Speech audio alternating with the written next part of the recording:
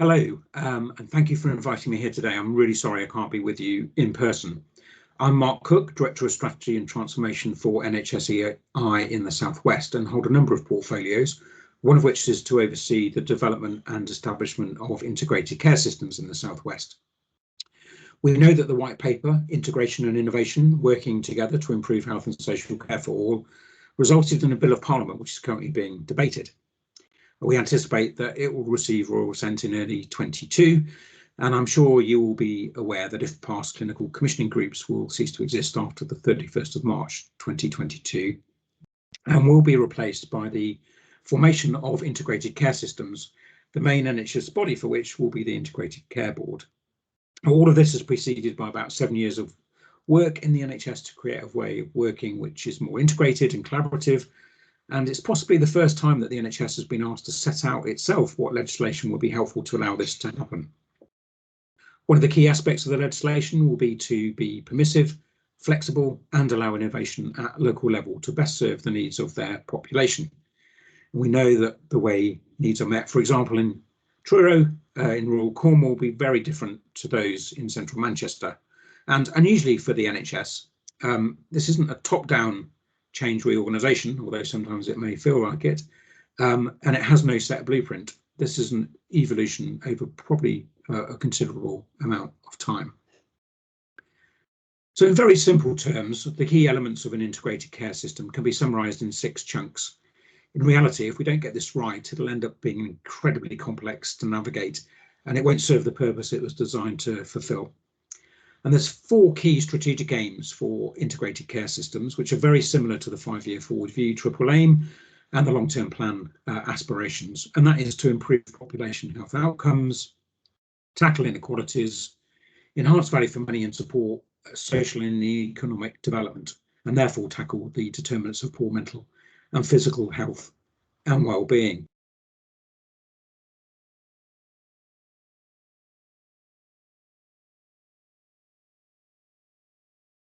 The 6 key elements are NHS England, that's us, who hold regulatory oversight of ICSs to be renamed under the legislation and provide direction from government mandate for the NHS.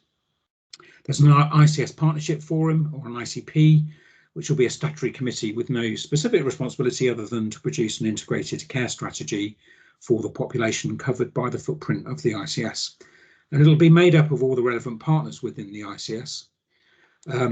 An ICS board, NHS board, which will be the Integrated Care Board, who will be responsible for developing plans to deliver that integrated care strategy, allocating resources to deliver the plan, and arranging appropriate provision of care. The final 3 areas are really where the permissive nature and flexibility of the ICS structure comes into play.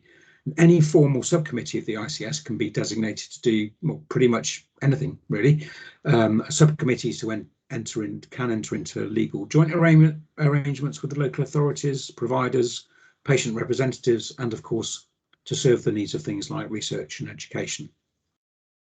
A subcommittee can have delegated budgets and authority to make decisions, and the final accountability, of course, will always remain with the ICS NHS body.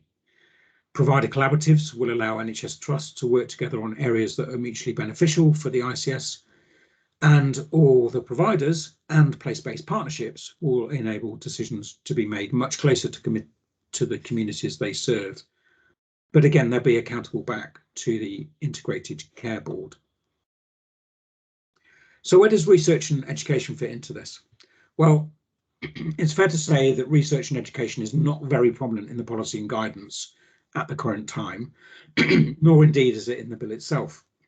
We know that from the bill that any previous duty of clinical commissioning groups with regard to research and education transfers to an integrated care board, and that one section of the bill, 14Z40, sets out the duty in respect of research.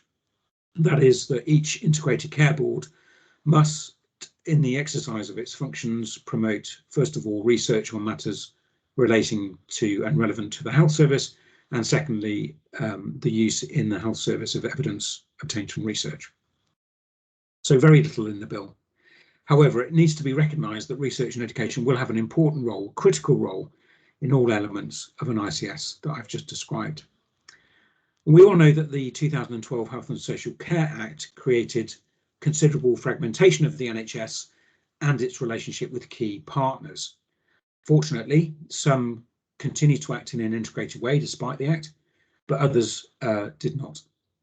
And we know from Professor Marmot's work and that of others, somewhere between 80 and 90% of population health outcomes don't come from the £160 billion we spend in the NHS, but from those wider societal determinants of health outcomes, including education, housing, gainful employment, and of course our environment.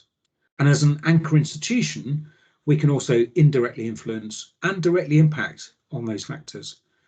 So it's vitally important that every penny of the money we're given is put to good use and is aligned to those key strategic aims that integrated care systems are being established to deliver.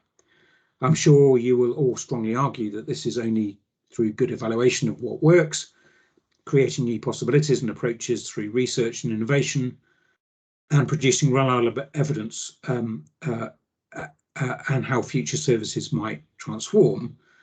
And then we provide the appropriate education platforms to spread that evidence-based practice and new ideas. And because the structures for integrated care systems are so flexible, it can become incredibly complex and unwieldy. However, I think there's a real opportunity here to consider what impact ICSs can have on the whole pathways of care and population life cycles.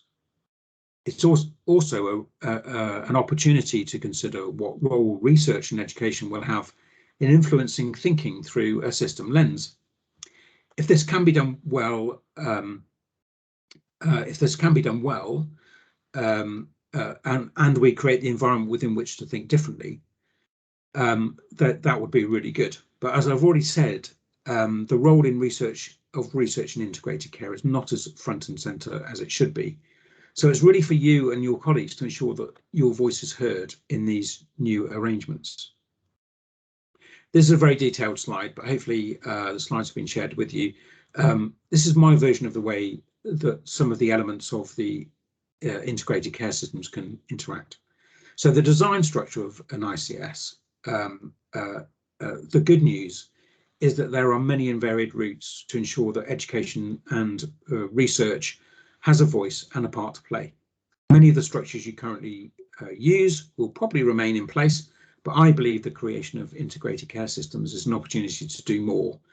Now, this could be through a clear role on the ICB board, with some person holding responsibility for research and education, perhaps through one of the clinical board members.